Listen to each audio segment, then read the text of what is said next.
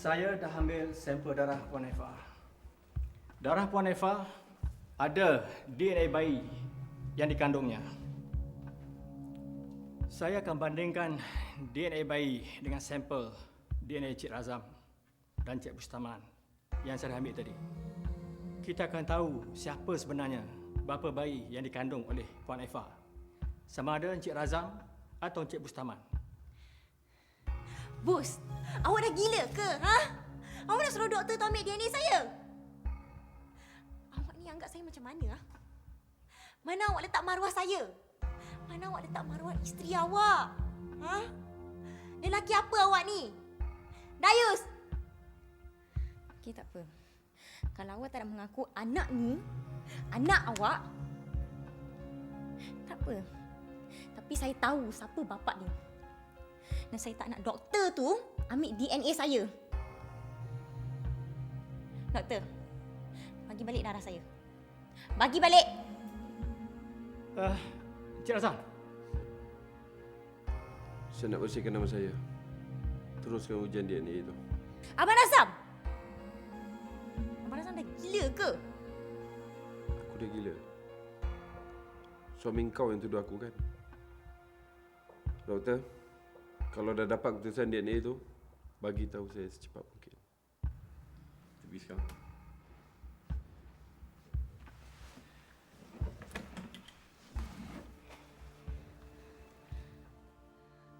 Bos, apa awak ni, ha? Awak ni tak guna otak ke, ha? Awak ingat saya ni apa? Ha? Kenapa awak buat saya macam binatang? Baik kau tak payah jadi suami aku lah, ha? Baik kau ceraikan aku. Kau ceraikan aku.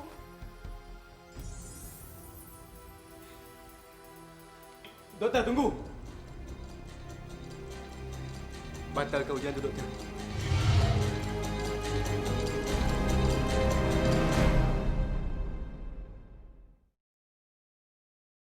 Hei, apa kecadah kau cakap dengan bos, ha?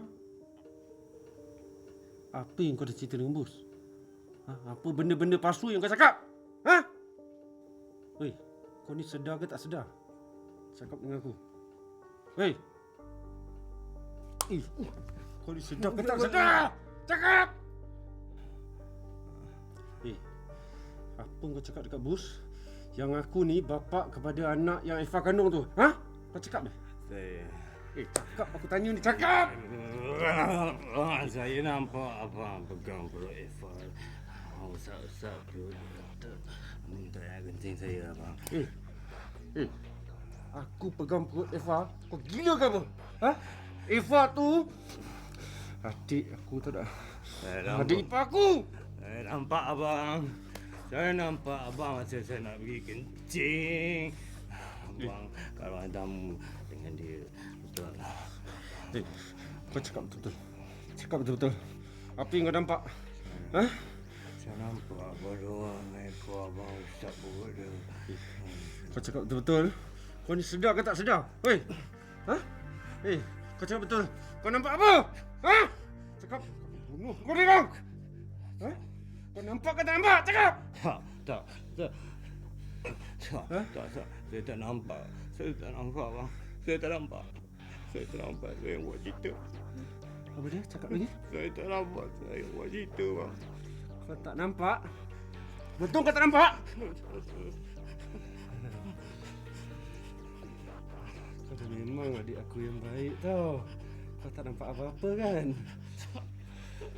Bagus.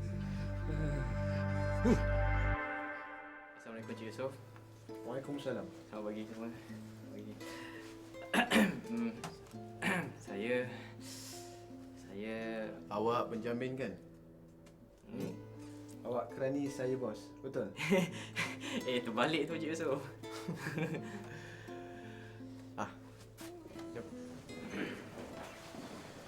Okey, Benji. Kerja dia elok. Ha? Kalau jadi bos. Cik Yusof, nama bapa saya Yaakob. Nama bapa Cik Yusof, Cik Abdullah tu masih hidup lagi? Apa yang awak cakap ni? Tak ada apa-apa lah Cik Yusof. Saya ada banyak kerja lah. Maaf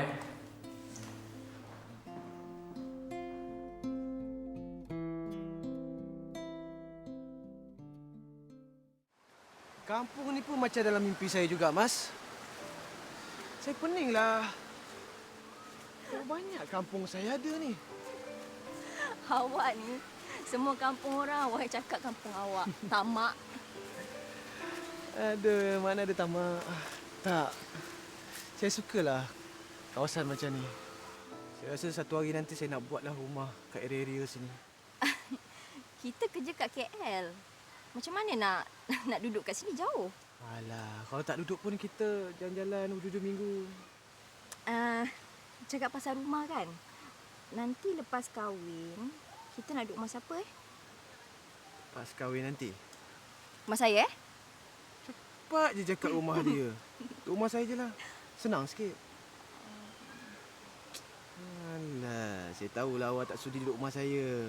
Rumah saya kecil. Betul? Kenapa awak ada duit untuk beli rumah yang elok sikit, untuk pakai kereta yang mewah sikit. Tapi awak ni sempoi. Kasut. Kasut ni awak bawa pergi office, jalan-jalan. Hari ni pun awak pakai kasut ni juga. So, belilah kasut banyak sikit. Awak tu pegawai atasan tau.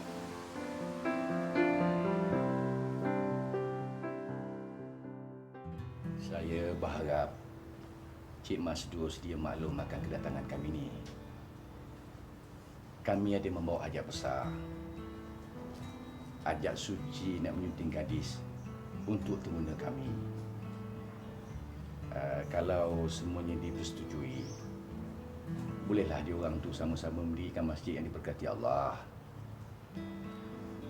Kami ada membawa cincin tanda, hantaran yang sikit tapi ikhlas dari kami. Kalau tujuan kami diberkati, saya berharap kedatangan saya ni direstui oleh Allah Subhanahu Wa Taala dan diterima baik oleh pihak keluarga Cik Masdur. Saya memang terima kedatangan rombongan ini dengan baik. Saya rasa elok kita cakap terus terang je lah. Tak payah kita nak buang masa. Tolong sampaikan kepada Yusof yang mana saya sebenarnya bukannya tak sudi untuk terima dia masuk dalam keluarga saya. Tapi pada saya tak adil lah. Tak adil untuk adik saya. Sebab dia kahwin dengan adik saya, dia dapat sebuah keluarga. Tapi adik saya kahwin dengan dia, adik saya tak dapat apa-apa. Yalah, saya sendiri pun tak tahu mana asal-usul Yusof ni. Siapa mak bapak dia. Jadi, saya sebagai abang kepada gadis yang nak disunting ni, tak dapat nak terima pindangan ni. Dan saya rasa perbincangan ni pun tak perlulah kita nak perpanjang lebarkan lagi. Ya Allah, Cik Masdur, kenapa macam tu sekali? Terkeluar pada mulut Cik Masdur ni. Yusof tu ada mak bapak. Makcik tahu ke siapa mak bapak Yusof? Anya. Ni. Ini dia ayah dia. Aku terajang kau nanti bawa kau tahu ya. Sedapnya kau cakap dia tak ada bapa ayah. Adik engkau tu yang tak layak untuk Yusof. Ini rumah saya.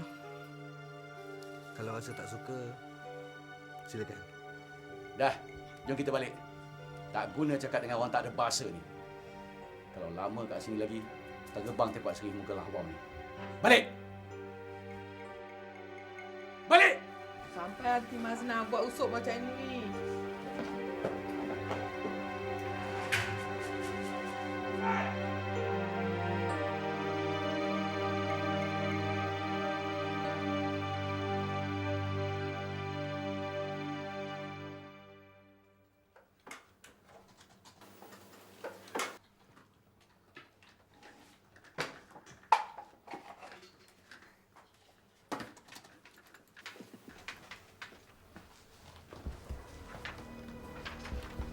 Apa hal kau bawa sini?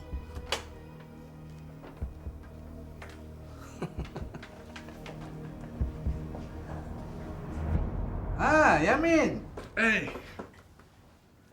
Sila duduk. Terima kasih. Sebenarnya memang kita ada banyak benda kita nak bincang sikit lah. Ni pasal masalah Kak Doha ni. Syarikat awak bekal barang banyak yang tak boleh pakai lah. Oh. Tapi tak apa, saya panggilkan Yusof. Kita boleh bincang sesama. Tunggu siap. Yusof? Yusof? Yusof? Kita orang memang ada masalah sikit ni. Yusof, masuk Yusof. Ya, Encik Masdo. Yusof, masuk sekejap. Ni Yamin daripada Rabiah and Son ada kat dalam ni. Kita nak bincang sikit. Baik, Encik Masdo. Mana berani kalau tak bercakap dengan bos. Nanti miss showroom. Manakah kita nak tunggu Yusof datang ke bilik ni? Masa saya datang ke sini tadi, saya ada jumpa seorang pekerja Encik Masdur. Dan saya nak cakap sikit lah. Sebenarnya, pekerja Encik Masdur tu kan,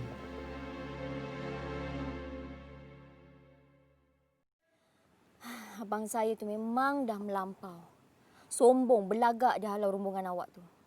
Awak tahu tak, saya rasa masa tu saya nak cekik je abang saya. Nasib baik saya ingat dia tu abang saya. sabarlah Mas. Ya? Yusof, dia tak boleh nak halang saya. Kalau dia sebagai wali pun, dia nak halang saya untuk berkahwin. Padahal pilihan saya tu ikut kehendak syarak. Saya boleh wali hakim kan? Yusof, kita menikah juga ya? Nak nikah tu memang boleh, Mas. Tapi bagilah masa kat abang awak tu. Sekarang ni dia tengah panas. Tunggulah dia sejuk. Nanti bila dah sejuk, barulah saya bincang dengan dia. Boleh? Abang saya tu dah tak boleh nak bawa berbincang lagi. Awak tahu tak, saya banyak tak puas hati dengan dia pasal syarikat, pasal kita. Mas, saya nak ambil awak dengan cara yang baik. Saya tak nak curi awak. Saya tak nak rampas anak orang, rampas adik orang. Saya tak nak buat macam tu. Seboleh-bolehnya saya nak abang awak tu dengan rela hati jadi wali awak. Dahlah Mas, sabarlah sikit. Mana tahu mungkin sehari dua nanti saya jumpa ibu bapa saya balik. Dia dah tahu asal usul saya. Mungkin dia akan terima saya balik. Yusof, abang saya sengaja cari pasal. Kalau sekalipun awak jumpa ibu bapa awak, dia akan cari alasan lain. Saya tahu. Dia takut kalau kita bergabung nanti kita akan jadi kuat. Dan dia semakin goyang. Pandai juga awak baca keadaan, ya? Tapi tak sebijak awak. Tapi saya faham sangat dengan permainan politik abang saya tu. Saya akan susahkan dia dekat syarikat nanti. Itu bukan strategi yang bijak, Mas. Niaga-meniaga. Pribadi-pribadi. Jangan kita campur adukkan semua tu. Tadi elok je saya bincang dengan dia pasal meniaga. Tak ada pula dibuat muka. Dahlah. Janganlah awak keruhkan keadaan dengan abang awak. Kita ada objektif kan? Kita nak kahwin kan? Lagi keruh keadaan, lagilah abang awak tu tak benarkan kita berkahwin. Kita mengalah, ya?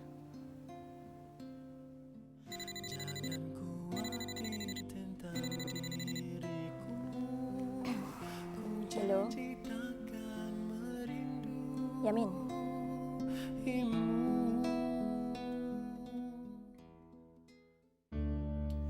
Encik Zamri, saya tak faham kenapa tiba-tiba saya dibuang kerja. Kalau awak tak nak kena buang kerja, awak buat surat peletakan jawatan.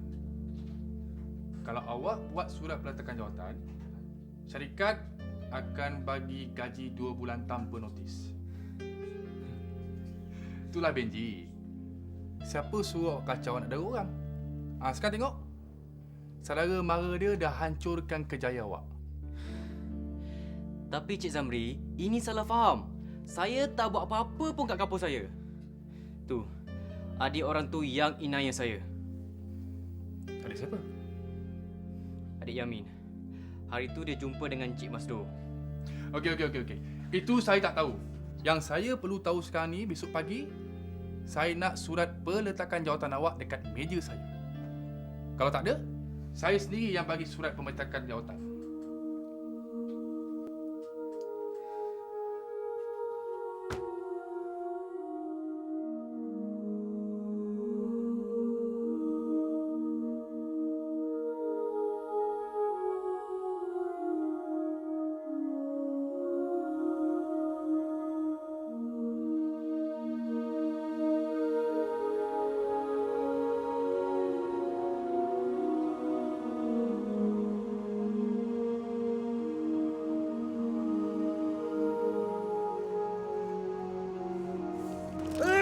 Aku sumpah kau kena lanat dengan Tuhan.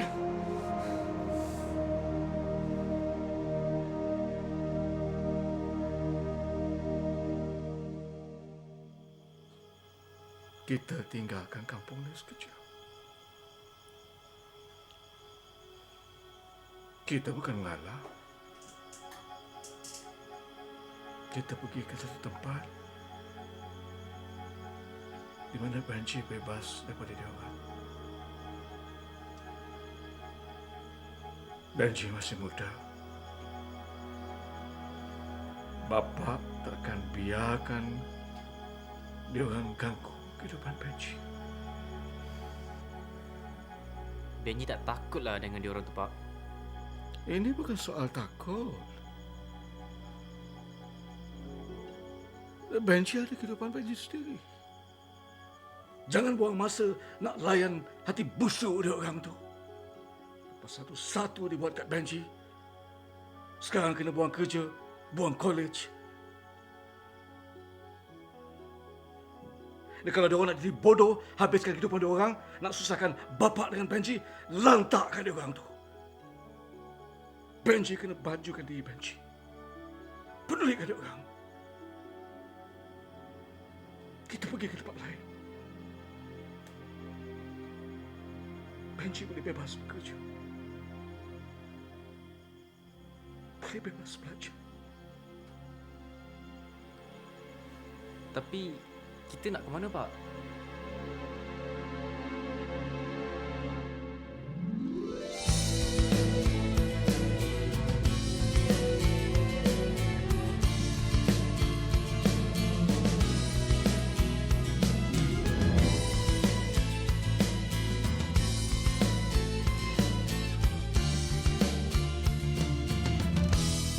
Bermulanya semua hanya dengan rasa, ada saja yang tak kenal. Rupanya kau berkasih, menyingkir setia, sandiwara penuh dusta. Kini ku beri satu amaran, jangan nanti jadi cabaran. Aku ingin kau memadam kenangan, menjadi mimpi berterbangan. Jika engkau pergi, bulan dan bintang tetap masih di langit. Jika engkau pergi, air mengalir takkan berhenti.